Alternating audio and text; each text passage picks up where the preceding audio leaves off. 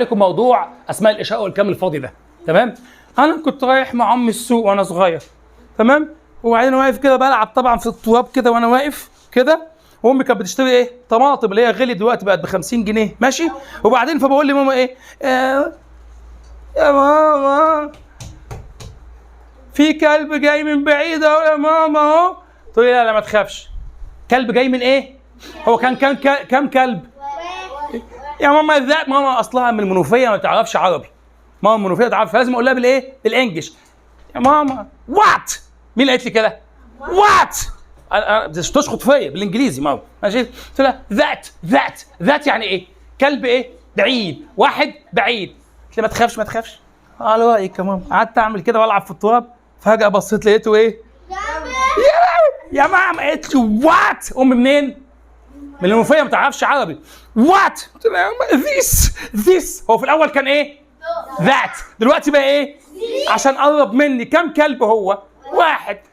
ذات ذيس. عادي ماما عملت مسكت الايه؟ الطماطم وحدفتها على الايه؟ على الكلب. الكلب ايه؟ جري. امي بطل امي. ماما جاب صحابه. شايفهم فين؟ بعيد. يا ماما قالت لي وات؟ تيت. قاعد تشتمي طبعا، تيت حاجات كده. قالت لي وات؟ لا زوس يعني ايه؟ كتير بعيد. جايب لي كتاب ايه؟ كلاب اصحابه. زوس يعني يا حبيبي كتير بعيد. زوس. قالت لي ولا يهمك عادي، خليك في الطماطم. صح، خليك في الطماطم. ماما زيز. جم عملوا ايه؟ زيز يعني ايه؟ طيب زيز. خلاص كده الكلاب بقوا ايه؟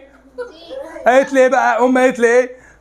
مع السلامه، وجابت وسابت لي. امي طبعا من المنوفيه، ماشي؟ هنقول بقى مع بعض بالاغنيه، ركزوا معايا. واحد قريب ذس يا ذس، واحد بعيد ذات يا ذات، كتير قريب زيس يا زيس، كتير بعيد ذوس يا ذوس، واحد قريب ذس يا ذس، واحد بعيد ذات يا ذات، كتير قريب زيس يا زيس، كتير بعيد ذوس يا ذوس. تعال بقى اروح لامي بقى اجيب الطماطم، ماشي؟ سلام خلاص.